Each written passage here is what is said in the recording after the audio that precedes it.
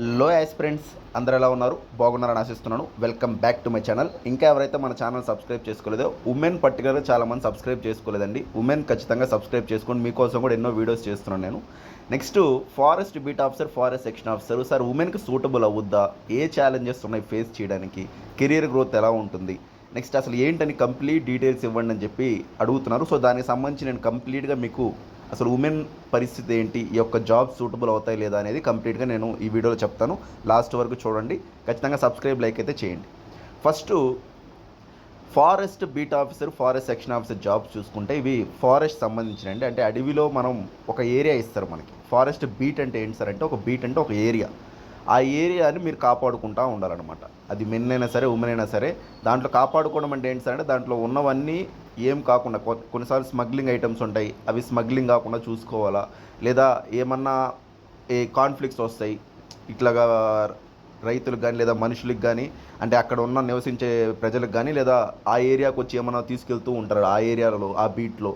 అవి మీరు పోకుండా మాట్లాడి అన్నీ చేసుకుంటూ మనం ముందుకెళ్ళాలన్నమాట. అంటే ఏంటి సార్ అంటే, మీకు ఒక ఇల్లు అనుకోండి, ఒక బీట్ అంటే ఒక ఇల్లు అనుకోండి. జస్ట్ ఎగ్జాంపుల్ చెప్తాను. ఆ ఇల్లు మీదనుకొని మీరు ఎలా భావిస్తారో, ఆ బీట్ కూడా మీదనుకొని మీరు భావించాలి. దాంట్లో ఏం పోయినా, ఏదున్నా ప్రతిదీ మీరు జాగ్రత్తగా చూసుకుంటూ ఉండాలి డైలీ. మీ పనే అదనమాట.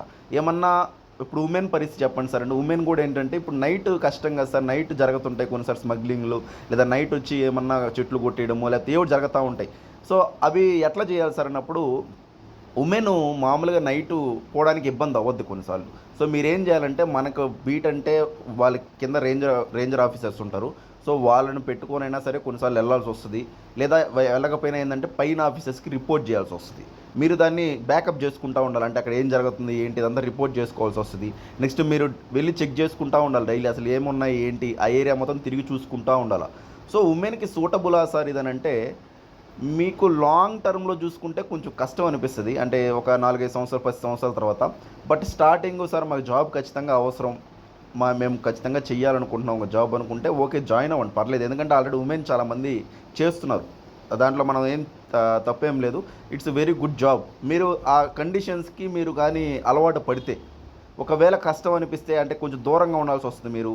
అంటే ఫారెస్ట్ అంటే మనం కొంచెం దూరం కదా జాబ్ అంటే. ఇక్కడ మనకి ఒకవేళ కొంతమంది రూమ్స్ అనేది అక్కడే తీసుకుంటారు, లేదా ఆ రేడియస్లో తీసుకోవాలి. మీకు ఇన్ఫర్మేషన్ రాగానే మీ పైన ఆఫీసర్స్ నుంచి మీరు వెంటనే అక్కడికి వెళ్ళే అంత డిస్టెన్స్లో మీరు ఉండాలన్నమాట.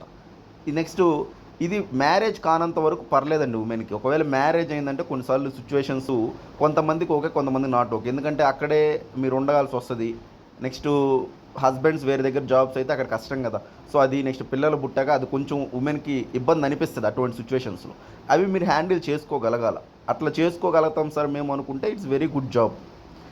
లేదు 1-2 ఇయర్స్ కష్టపడి కొంతమంది ఏం చేస్తారంటే కెరీర్ గ్రోత్ కోసం ఆ జాబ్ చేస్తూ వేరే కూడా ప్రిపేర్ అవుతుంటారు. అలా కూడా బెస్టే అండి. అంటే వచ్చేసి జాయిన్ అయిపోయి మీరేం చేయాలంటే వేరే జాబ్స్ ప్రిపేర్ అవుతూ, మీరు ఒకవేళ ఎంగేజ్ అండర్ 25 అలా అయితే బెటర్. అండర్ 30 అలా అయితే కొంచెం కష్టము. ఎందుకంటే ఇక ఛాన్సెస్ తగ్గుతూ వస్తాయి కాబట్టి.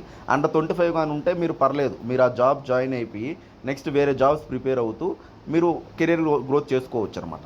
ఈ దీంట్లోనే బెస్ట్ అవ్వాలి సార్ అనుకుంటే మీరు ఇక కండిషన్స్ అన్నీ అడాప్ట్ చేసుకొని ఇక దానికి అలవాటు పడిపోతే పర్లేదన్నమాట. ఓకే అండి, థ్యాంక్ యూ అండి.